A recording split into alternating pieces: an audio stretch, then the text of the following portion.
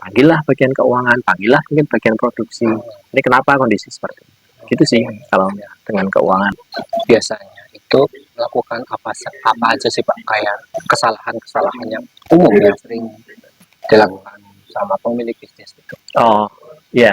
Jadi gini, kalau di UMKM ya, karena ini kembali lagi memang tidak semuanya, tapi ya sebagian besar yang saya jumpai karena keterbatasan pemahaman dan keterbatasan pengelolaan laporan keuangan, itu kadang-kadang pemilik bisnis di UMKM itu sering melihat kan di posisi laba saja, laba, yang kemudian mohon maaf ada sebagian yang kemudian meminta kontribusi dari laba itu. Pokoknya saya minta setoran bulan ini sekian, setoran dalam tanda kutip ya, untuk masuk ke owner.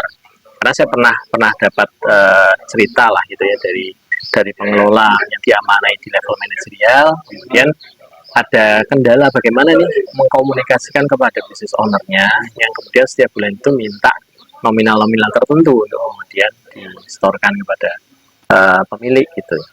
Nah, kalau kembali lagi tadi di bisnis UMKM, kalau ini perorangan atau kemudian ya masih dikendalikan oleh yang bersangkutan sendiri, bagaimana kalau umpamanya itu dia terlibat di dalamnya sebagai pemilik sekaligus pelaku gitu ya, sebagai direksi, ya sudah, ya dapat haknya ya diproporsionalkan saja, posisinya di situ gajinya berapa.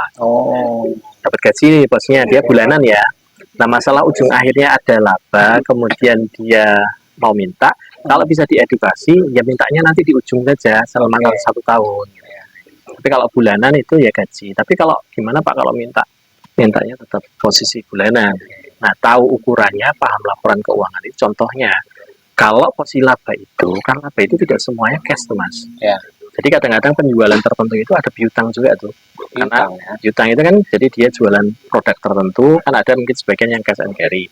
Tapi ada juga yang kemudian bayar 70% dulu, yang 30%-nya nanti bulan depan itu umpamanya gitu kan. Nah, itu kan sudah dicatat sebagai penjualan, sudah dicatat sebagai pendapatan, tapi cash-nya hanya 70%.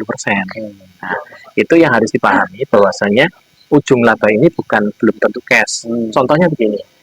Nah, ada yang tanya gini, Pak lah, tapi kan kalau umpamanya di rekening bank itu katakanlah dia minta nih setoran katakanlah 20 juta, 25 juta. Uangnya ada tuh Pak, posisinya itu uangnya ada.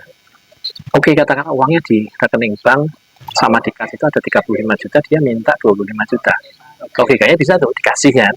Nah, tapi 10 juta itu bisnisnya jalan nggak gitu. Nah, ini yang perlu dipertimbangkan misalnya kalau dia paham aturan mainnya, paham laporan keuangan, dia nggak akan meminta untuk hal yang berkaitan dengan personalnya selain apa yang menjadi haknya dia atas operasionalnya. Makanya ini penting kan kadang-kadang UMKM jadi isunya itu keuangan pribadinya masih nyampur dengan keuangan bisnis. Nah, ini seperti ini gitu.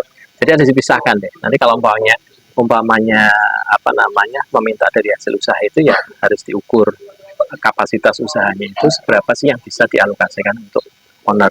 Jadi kalau saya sarankan kalau untuk bisnis owner, kalaupun toh terpaksa ya dalam tanda kutip itu, kalau saya sendiri menyarankan tidak dibenarkan, mintanya di ujung saja, tapi kalaupun toh terpaksa kemudian setiap bulan itu ada permintaan begitu, itu yang ukurnya bukan nominal, tapi porsi yang wajar. Jadi persentase tertentu lah, katakanlah berbagi hasil ke owner itu persentase tertentu, tapi yang wajar, sehingga selisih persentase dari laba yang sisanya itu masih buat perusahaan itu masih jadi. Berarti kalau tadi mengulas yang tadi penjelasan Mas Yuda itu yang owner itu sebaiknya digaji atau dia dapat dividen gitu ya Pak? Betul, istilahnya kalau PT itu dividen. Gitu. Nah, sebaiknya pola yang bagus itu seperti apa Pak? Apa sebaiknya digaji atau memang dua-duanya dapat? Kalau yang normatif saya bilang normatif itu, kalau dia terlibat di dalamnya, cukuplah untuk dia mendapatkan dari porsi gaji. Nah, sekarang kadang ada yang nanya, pantasnya biro gitu, pantasnya berapa nih posisinya kalau katakanlah owner ini minta digaji?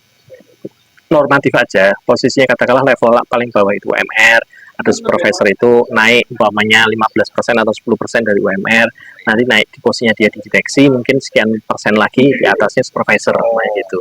Nah, itu kelayakan untuk itu.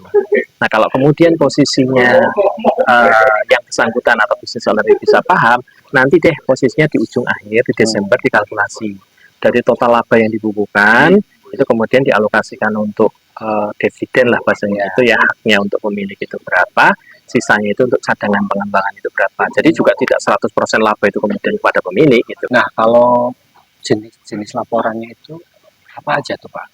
Yang di UMKM ya, UMKM ya. Jadi secara umum itu laporan keuangan ya teman-teman, maksud saya yang paling umum ya, paling umum minimal UMKM atau entitas bisnis yang lain yang udah ini pun minimal ada 3 laporan ya. Ada laporan hasil usaha atau laporan laba rugi ya, umumnya itu pahamnya laporan laba rugi, kemudian laporan posisi keuangan atau neraca, yang terakhir itu ada laporan arus kas. Nah, laporan laba rugi itu isinya apa sih? Di situ isinya semua pendapatan kita.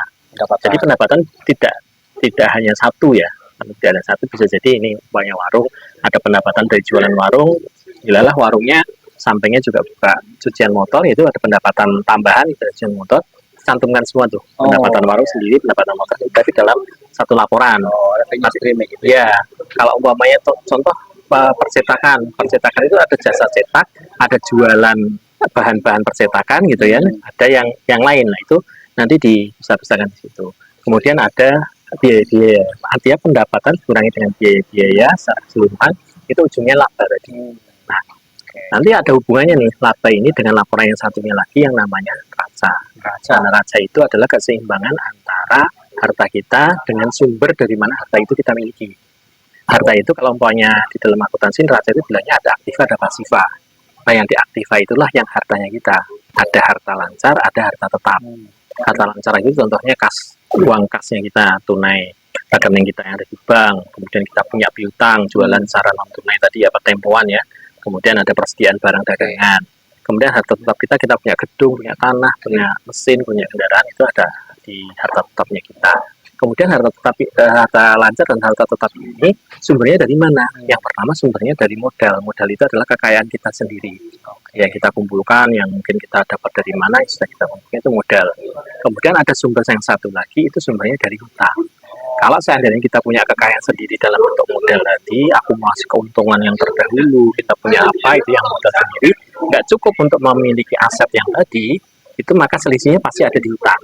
Contoh, kita punya aset totalnya 500 juta, modalnya kita cuma 200 juta. Pasti yang 300 juta itu ada bentuknya hutang. Nah, hutang itu bisa hutang jangka panjang dengan perbankan, mungkin kita KPR itu ya, beli mobil gitu, pakai leasing atau pakai lembaga keuangan, itu panjang juga 4 tahun, 5 tahun. Ada juga yang mungkin durasinya cuma bulanan. Contoh, kita kerjasama dengan supplier, ngedrop barang ke tempat kita untuk jualan, untuk display. Nah, itu kita bayarnya mungkin hanya 50%, yang 50%-nya nanti bulan depan. Itu kan tercatat sebagai hutang. Artinya sumber adanya harta kita dalam bentuk persediaan barang tadi, sumbernya bisa dari hutang, bisa dari modalnya kita sendiri. Nah, kalau jangka waktunya tuh Pak, hitungnya itu bagaimana? Jangka waktu apa nih? Jangka waktu misalnya laba rugi, neraca itu periodenya? Oh iya, periodisasi ya. Periodisasinya gini, ada yang nanya juga, kalau umpamanya laba rugi itu tahunan ya. Jadi dari 1 Januari sampai Desember itu pasti durasinya itu akumulasi dari 1 Januari sampai Desember, itu nanti di tahun berikutnya, Januari tahun berikutnya udah mulai nol lagi, pendapatannya start dari nol lagi, biayanya dari nol lagi. Nah, akumulasi yang dari Januari sampai Desember di tahun tertentu, akumulasinya laba atau rugi itu nanti yang nyambung nempel di neraca, di sisi ekuitas. Modal itu tadi bagian dari ekuitas ya, ekuitas itu kekayaan bersihnya kita. Nah, jadi ada modal, kemudian ada laba atau rugi tahun lalu. Tempelin di situ sebelum bagi-bagi gitu lah ya. Kalau PT itu ada RUPS, ya sebelum RUPS itu tempelin untuk posisi di situ laba rugi tahun lalu. Nah, nanti kalau sudah ada RUPS di bulan Januari, Februari itu rembukan, ini laba mau dibagi gimana-gimana lah, itu baru berkurang dari situ. Nah, ada nih satu lagi laporan, yang tadi sudah ada laporan laba rugi, laporan neraca. Yang satu lagi itu laporan arus kas. Laporan arus kas ini intinya di dalamnya itu menjelaskan pergerakan kasnya kita ya. Pergerakan kas kita, sesuatu yang dibayar dengan kas, sesuatu yang diterima bentuknya kas gitu ya. Itu kas dan bank ya. Posisinya itu yang transaksi yang melibatkan dua pos itu nanti tercatat di laporan arus kas. Contoh kita bayar hutang. Nah, bayar hutang itu arus kasnya keluar tuh posisinya. Kemudian kita terima hutang, itu arus kas masuk. Nah, kemudian di arus kas ini ada arus kas yang berkaitan dengan aktivitas operasional, aktivitas investasi, dan aktivitas pendanaan. Nah, aktivitas operasional tadi untuk bisnis as usual ya, bisnis kita yang rutin. Kemudian untuk investasi itu kayak kita umpamanya beli aset tetap, beli kendaraan, Oh, iya. itu harus kas yang berkaitan dengan investasi. Kayak pendanaan tadi contohnya hutang gitu ya, kita terima hutang atau bayar hutang itu aktivitas kas yang berkaitan dengan aktivitas pendanaan. Gitu sih. Iya, iya, oke. Nah, kalau dari pemilik bisnis sendiri, apa sih manfaatnya Pak dalam kesehariannya Memahami ini. Ya, mengambil keputusan di kesehariannya. Ya, gini, kalau umpamanya terkait dengan memahami laporan keuangan tadi ya, pengambilan keputusan itu bisa dilihat kalau kita paham dengan laporan keuangan itu bisa, contohnya kita meeting nih, karena tadi saya sampaikan laporan itu kan bisa disajikan harian. Tadi kalau laporan laba rugi periode 1 tahun, neraca itu dari awal kita berdiri sampai dengan titik laporan tertentu. Jadi setiap hari itu aktivitas bisnis kita semuanya tercatat nih, di neraca maupun laba rugi. Nah, kemudian kalau kita bisa memahami itu, pada saat katakanlah hari ini nih kita menerima laporan hari kemarin, pagi hari tadi kita bisa ngambil keputusan, oh kondisi bisnis kita kayak apa. Contohnya ini sudah berjalan 2 minggu, kok pendapatannya masih segini aja, ini yang salah di mana nih? Yang salah posisinya marketingnya, jualannya kurang kenceng, atau ada kendala apa? Atau labanya kok masih minim dari target, itu bisa jadi pendapatan kurang, bisa jadi biaya yang terlalu tinggi. Nah itu bisa dievaluasi dari laporan keuangan. Nah, seyogianya itu kalau umpamanya bisa melihat laporan keuangan sehari-hari ya lebih enak, tapi kalau tidak minimal ada meeting mingguan lah ya gitu ya. Kalau mingguan setiap Jumat atau setiap Senin pagi kita meeting gitu, nanti dievaluasi kondisinya sudah sesuai target atau belum, ada hal-hal yang urgent yang segera harus dieksekusi, diputuskan segera tidak dari laporan keuangan. Bagusnya hari apa, Jumat atau Sabtu? Itu relatif sih ya, relatif biasanya ada yang ngambil tengah-tengah hari Rabu gitu kan. Hari Rabu supaya nanti setengah jalan itu nanti di hari Jumat bisa ada progres gitu ya. Ada juga yang ngambil hari Jumat, nanti progresnya start nanti di hari Senin gitu. Ya tergantung. Itu juga. Ada tips nggak nih Pak buat pemilik bisnis? Tips apa nih? Tips buat paham sama laporan keuangan. Oke. Karena singkat aja Pak. Ya, karena tadinya mungkin ada yang fobia gitu ya. Ya. Jadi begini, teman-teman mungkin mindsetnya ya, para pemilik bisnis itu mindsetnya dilihat lebih baik kan kita kalau kesehatan itu mengantisipasi daripada kebanjur ya, terlanjur sakit gitu ya. Artinya memahami laporan keuangan itu bagian dari ikhtiar yang teman-teman bisnis semuanya untuk mengantisipasi resiko-resiko yang akan lebih besar kalau kita tidak paham laporan keuangan. Itu satu dulu mindsetnya. Yang kedua, yang saya titip pesan karena banyak entitas bisnis UMKM ini seringkali ya banyaknya itu tidak tertib pencatatan. Jadi tidak mencatat secara tertib. Kadang-kadang akumulasi transaksi 1 minggu baru dibukukan, atau bahkan ada yang ekstrim sampai 1 bulan baru dibukukan untuk laporan. Nah itu saran saya itu tetap pembukuan itu dilakukan setiap hari. Setiap kali ada transaksi catat. Nah, prosedur dalam mencatat laporan keuangan itu yang di dalam konteks akuntansi kan ada dari bukti transaksi yang kita kumpulkan, kemudian dimasukkan di jurnal, kemudian jadi buku besar itu kemudian baru jadi laporan keuangan. Nah, itu harus tertib tuh. Bagian akuntansi pasti paham lah, business owner kalau ngerekrut orang akuntansi ya akan melakukan itu. Nah, itu yang dimonitor, dilakukan atau tidak, kemudian jangan berdasarkan rekapan saja kemudian jadi laporan, pasti nggak akan balance. Pasti ada jeda di situ yang kemudian ada yang miss lah. Jadi ini tipsnya lebih baik kemudian kita mengantisipasi di awal, belajar, paham laporan keuangan supaya mengantisipasi resiko yang lebih besar, kemudian pencatatannya ditertibkan. Jadi untuk evaluasi hariannya kita lebih enak, lebih cepat lah gitu. Jadi mesti kudu disiplin ya Pak? Ya, disiplin. Kuncinya disiplin keuangan. Nah, misalnya kita nggak disiplin, bakalan loss. Nah, itu. Ya. Kadang-kadang kapasitas otak kita kan terbatas. Ya. Ini dulu transaksi apa ya? Kemarin, minggu kemarin aja mungkin kita udah lupa. Hari kemarin udah lupa. Siap. Gitu. Nah, mungkin kalau buat teman-teman kalau misalnya pengen belajar sama Mas Yuda atau butuh pendampingan, gimana nih? Ya oke, ya, nanti bisa di mention ya.